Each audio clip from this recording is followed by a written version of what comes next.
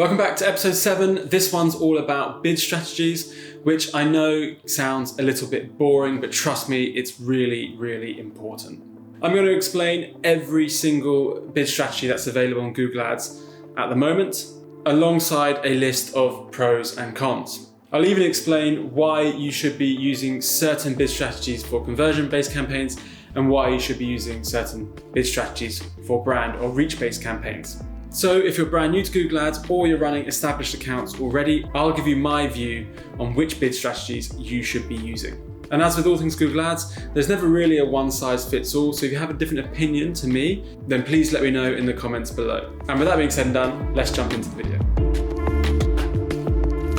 Bidding strategies are super important. They can be the difference between a successful campaign and a non-successful campaign. So it's really important that we get to understand what each bidding strategy is for, when to use it, and why you would use it specifically. A few bits to get through in this category, but it is, like I said, really important. So stay with me here. One thing I'm just going to caveat before, not all bidding strategies are available for each campaign type. So you'll notice that when you go to set up certain campaigns, you can only use certain bidding strategies. So just bear that in mind when watching this and also when you're setting up your own campaigns. As always, any questions, anything else you need to know, please feel free, reach out to myself and I'll be happy to help you. Moving into bidding strategies, there are 3 categories of bidding strategy, each appropriate based on campaign objective, level of expertise, and time available. So essentially, there's a lot of bidding strategies to choose from. And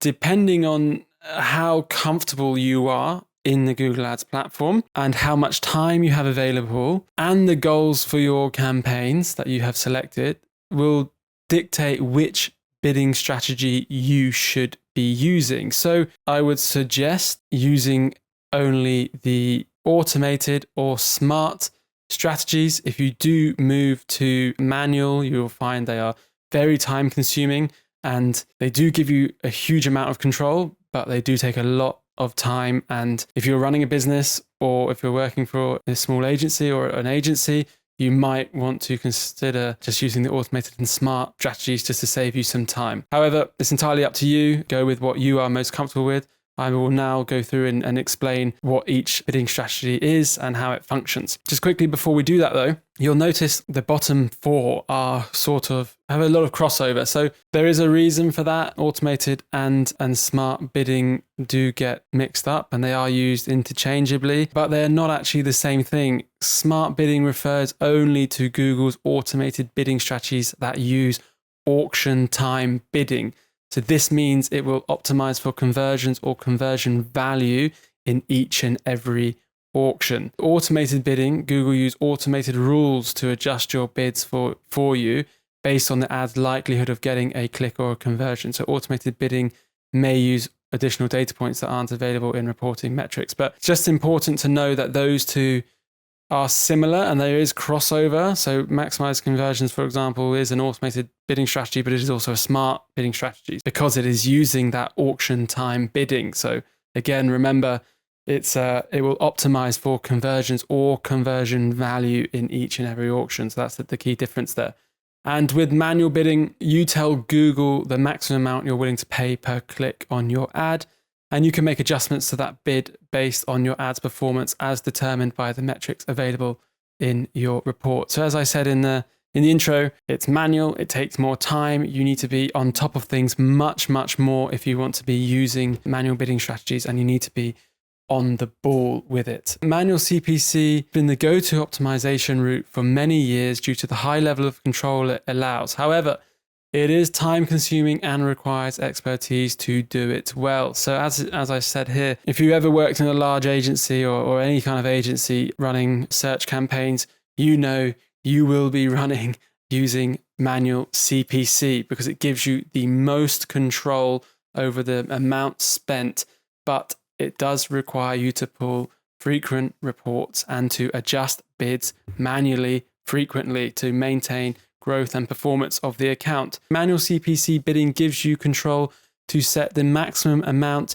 you could pay for each click on your ads. You start by setting a maximum cost per click bid for your entire ad group called your default bid, but you can also set separate bids for individual keywords or placements. For example, if you found that certain keywords are more profitable, you can use manual bidding to allocate more of your advertising budget to those keywords. If you notice that one of your keywords is performing the best and it's getting a low or a strong cost per acquisition and a fairly low cost per click, but your impression share is below 80%, you may want to increase your CPC, your maximum CPC for that specific keyword.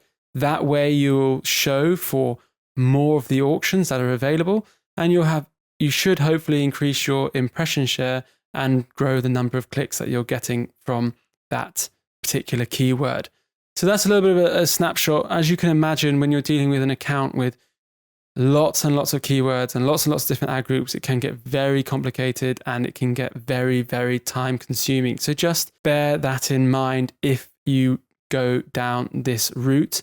And if you do want to use manual CPC, I recommend you have a bit more experience in managing accounts. But just bear that in mind moving forward. The goal of automated bidding strategies was to simplify the optimization process. But with so many options, it hasn't made it any less overwhelming. Google wants to make Google Ads more approachable for everyone. So you don't just need an agency to run your account. Because at the end of the day, if you are a small brand looking to run $1,000 a month, and you need to pay someone to manage that for you, and you're paying them $500 to $1,000 a month to manage that for you, it's not really worth it. You're not spending enough money to make it justifiable, but at the same time, you don't have the time or the expertise to be able to run a manual CPC campaign, so then you're stuck. So Google introduced the automated bidding to address that issue really, and to put some of the complexity in the hands of Google and to allow it and make it more approachable for brands to get involved and to get up and running with Google Ads. So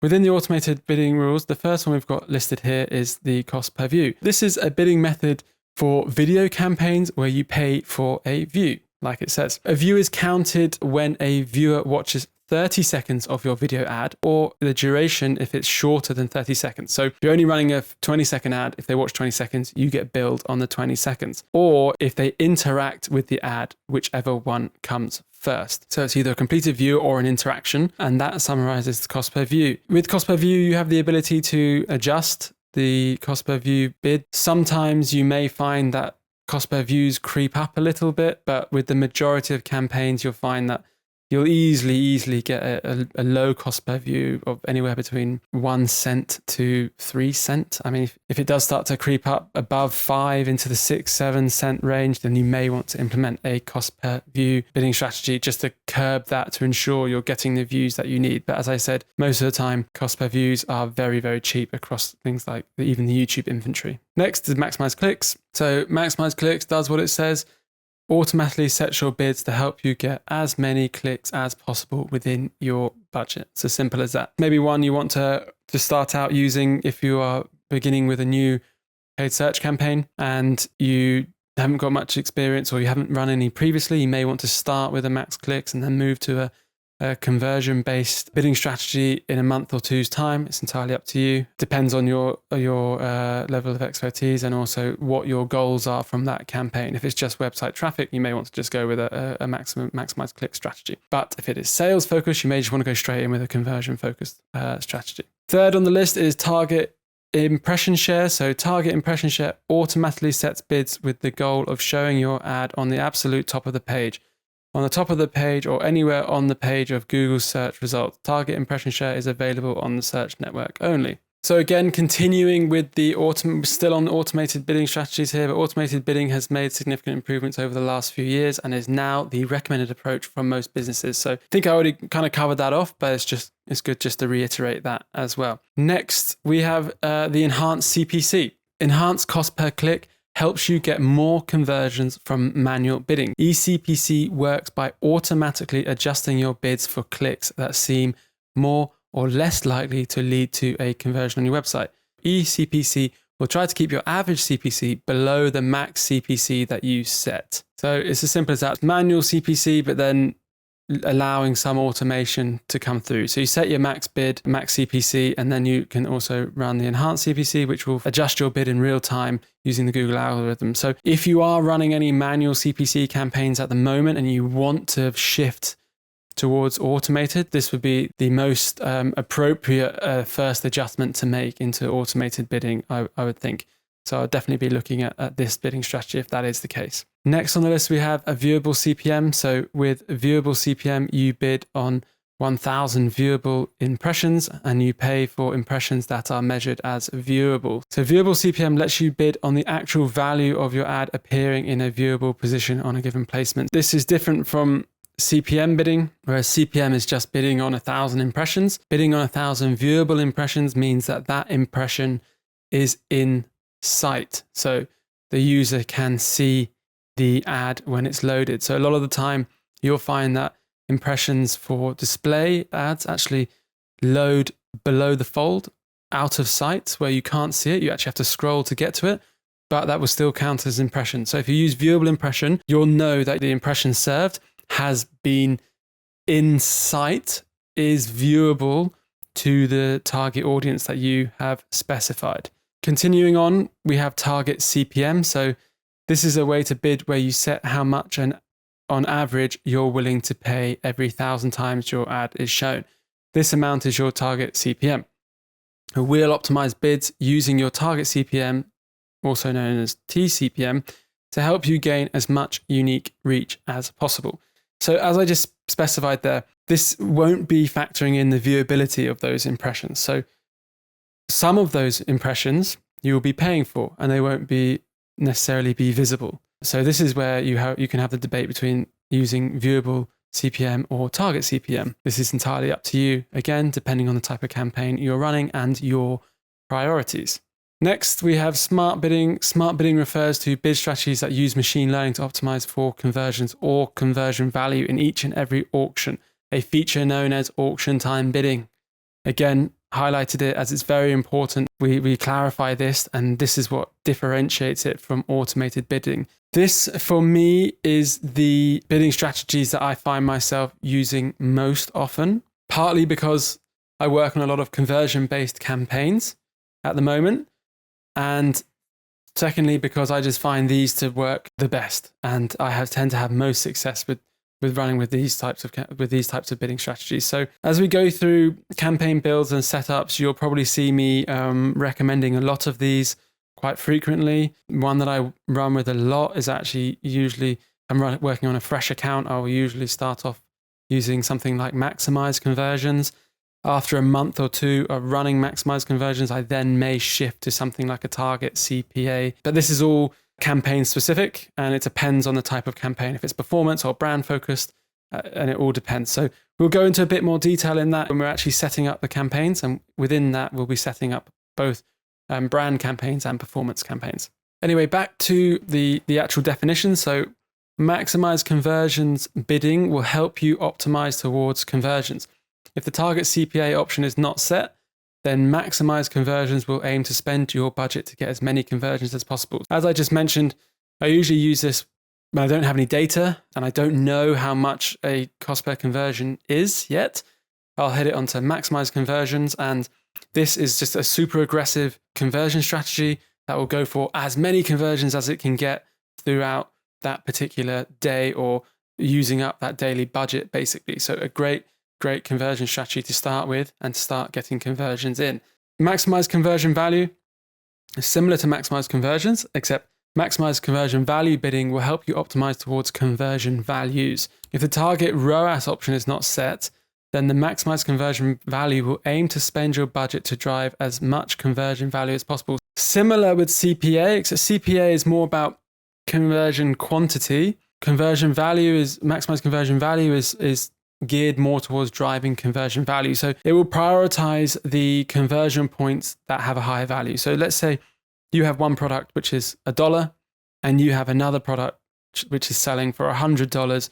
So Google Ads is going to go aggressively to try and push people to try and grab the audience and to get that audience who is likely to buy the $100 product over the $1 product. That way it can maximize the ROAS, which is return on ad spend, And as it says here, as that matures, that bidding strategy matures, you can actually set a target ROAS within that to kind of stabilize the campaign. Again, we'll go into this in more detail when setting up the campaign.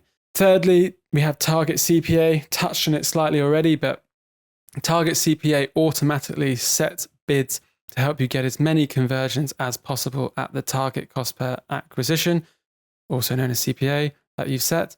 Some conversions may cost more or less than your target. So again, this gives you a bit more, as I said, maximize conversions is a very aggressive bidding strategy that goes for as many conversions as possible. Whereas target CPA, you're saying, hey, I only want conversions that cost $10. It's a way of bringing down your CPA once you've got an established campaign up and running. Likewise with target ROAS, it automatically sets bids to help you get as much conversion value as possible at the target return on ad spend that you've set. Some conversions may have a higher or lower return than your target. Both of these, again, are a way of just controlling the ROAS or the CPA, but it's just worth noting that your average CPA may be $20, but setting a CPA of $10 may not necessarily be healthy for the campaign. So I would suggest starting with your target CPA at 20 or slightly under, and then you're slowly bringing down that CPA to the point where you know you can get the lowest. Because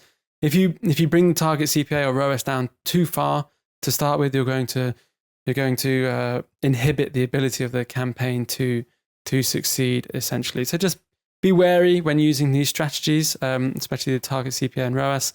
They can restrict. These will be for more mature campaigns. So if you are new and you're setting up new campaigns, please just bear this in mind. Next, we will be moving on to conversion tracking. So that wraps up everything bidding strategy. We will touch on bidding strategy a bit more as we're setting up the campaigns, and I'll be telling you why we're using certain bidding strategies, so don't worry. But yeah, in a minute, we'll be touching on conversion tracking, where we'll be doing an overview and also doing a live demonstration. So I will see you in the next chapter.